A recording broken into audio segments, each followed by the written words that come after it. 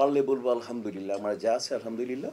এখানে আল্লাহ রসুল বলে গেছেন, সেটা তুমি তোমার থেকে নিচে থাকো। আজকে আমার যে অবস্থায় আছে, ধরি আজকে আমার পোলাও মাংস নেই, আমার কাছে কি ভাত ডাল আছে, মাংস আছে, ভর্তা আছে, ইনাফ।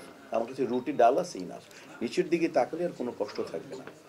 আমি তো একটু মানে নাদুস নুদুস মানুষ, আর আমি তো, তোমরা জানো আমি ওল্ড টাউনের, আমি ঢাকায় খাওয়া দাওয়া পছন্দ করি। আমি এই শীতে মনে করো যে আমরা বিরিয়ানি খুব পছন্দ করি, বেশ বিরিয়ানি পছন্দ করি, কাচ্চি পছন্দ করি, খাবো এবং ব্যায়ামও করব। তো সেই জায়গা থেকে আমি ব্ল্যাক আমার খুব পছন্দ, ব্ল্যাক ড্রেস আমার খুব পছন্দ। আমি ব্ল্যাক কমফোর্টেবল ব্ল্যাক ড্রেস খুব পছন্দ, সেটা জ্যাকেট হতে পারে, সেটা আমার ড্রেস হতে পারে, শার্ট হতে পারে, জিন্স হতে পারে, গ্যাবারি হতে পারে। মানে ব্ল্যাকের প্রতি আমার ফ্যাসিনেশন বেশি, কারণ কালো ক্ষমতা হচ্ছে মানে তাপমাত্রাকে ধরে রাখা, এই জন্য আমি ব্ল্যাক পছন্দ করি।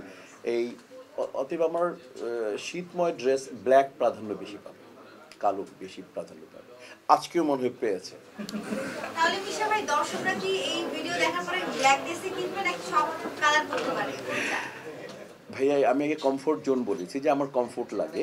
আমি যার যার কমফোর্ট জোন যেভাবে, আমি ব্ল্যাক পছন্দ করি, হোয়াইট পছন্দ করি, গোল্ডেন কালার পছন্দ করি, শীতে আমি ব্ল্যাকটা বেছে নেবো, তো হোয়াইট পছন্দ করি। তো এক যার যার কমফোর্ট জোন আছে, যার যার যোগ্যতা আছে, যার যার একটা সাধ্য আছে, যার যার সাধ্য মতো অনুযায়ী কমফোর্ট জোন থেকে সে যা পরবে সেটাতে সুন্দর লাগে, তাকে আরাম লাগে এবং অন্যদেরকে দেখেও যাতে ভালো লাগে। আমি আশা করি তারা এরকম ড্রেসে কিনে নেবে। কাজে কে কোনটাই কিনবে আমি বলতে পারবো না। ভাইয়া 2025-এর আমরা একেবারেই শেষ প্রান্তে দাঁড়িয়ে আছি, মানে এই বছরের প্রাপ্তি অপ্রাপ্তি দুটো নিয়ে একটু বলতে চাই, যে আপনার আসলে নিজের জায়গা থেকে কি বলবেন? তো এত মানে এত জটিল প্রশ্ন কেন ভাই? একটু ওপেন করতে আসছি, স্বাভাবিক প্রশ্ন হওয়া উচিত।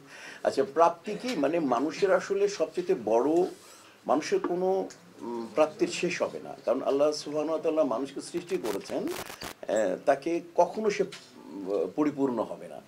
মানুষের কখনো পরিপূর্ণ হবে না, যে কোনো মানুষের।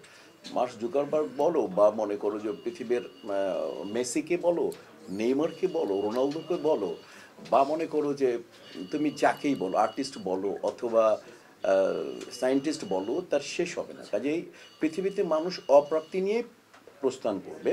এর মধ্যে যে যতটুকুনি সন্তুষ্ট থাকতে পারে, এইটাই মানে বেস্ট, মানে একটা মানে কি বলবো যে আদর্শ হওয়া উচিত।